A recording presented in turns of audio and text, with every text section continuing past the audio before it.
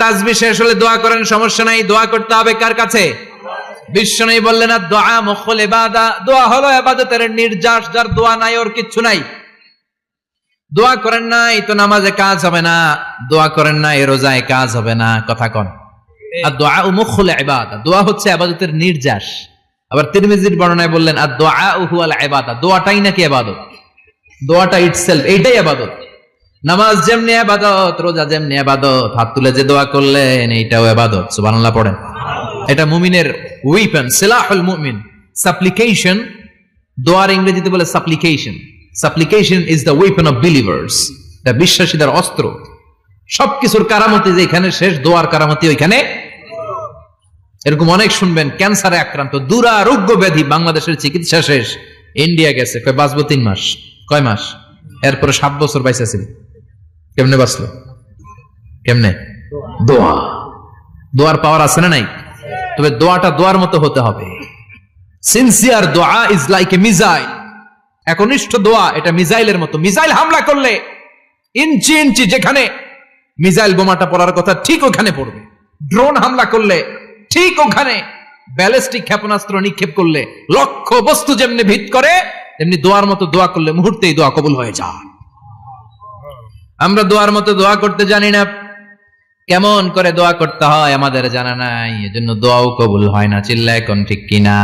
কিন্তু আল্লাহ ওয়াদা দিয়েছেন, উজিবু দাওয়াতাদ দাঈ ইযা, আমার বান্দা দোয়া করলে আমি দোয়া কবুল করি। আমার বান্দা চাওয়া মাত্রই আমি কবুল করে নেই। সুবহানাল্লাহ পড়েন। যত দোয়া আপনি করেছেন সব কবুল, সব।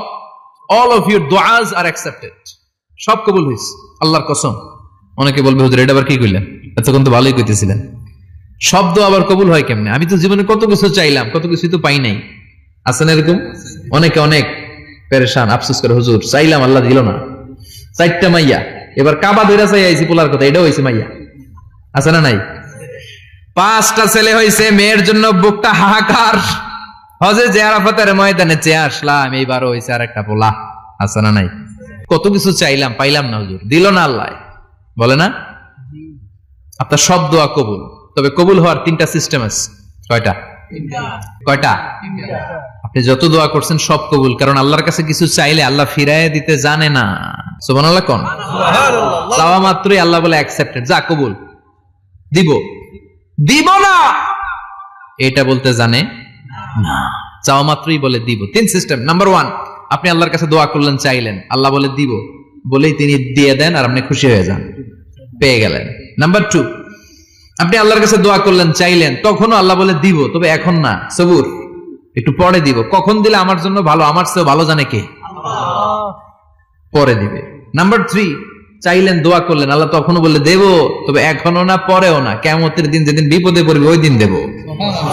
যেদিন তোর বাবা তোরে চিনবে না, তোর মা তোরে চিনবে না, বন্ধু বন্ধুরে চিনবে না, পীর সাহেব মুরিদরে চিনবে না, মুরিদ পীর সাহেবরে চিনবে না, ইমাম সাহেব মুসল্লিরে চিনবে না, মুসল্লি ইমাম সাহেবরে চিনবে না, কেউ কাউরে চিনবে না। ওই কঠিন দিনে তোরে আমি বাঁচাইয়া দেব। দোয়া যা করছেন ছোটবেলা থেকে আজকে পর্যন্ত, লস হয়েছে না লাভ? লস না লাভ?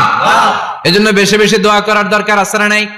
জীবনে যদি কোনো নেক আমল থাকে, ওই নেক আমল দিয়ে যদি আল্লাহর কাছে দোয়া করেন, দোয়া কবুল করে নিবে কে? তবে নেক আমলটা হইতে হবে শুধুমাত্র আল্লাহর সন্তুষ্টির জন্য। প্রত্যেকের জীবনেই কিছু আমল আছে যেটা লোক দেখানো করে, আছে না নাই? আবার কিছু আমল আছে আল্লাহরে খুশি করার জন্য করে, আছে না নাই? কথা বুঝতে পেরেছেন?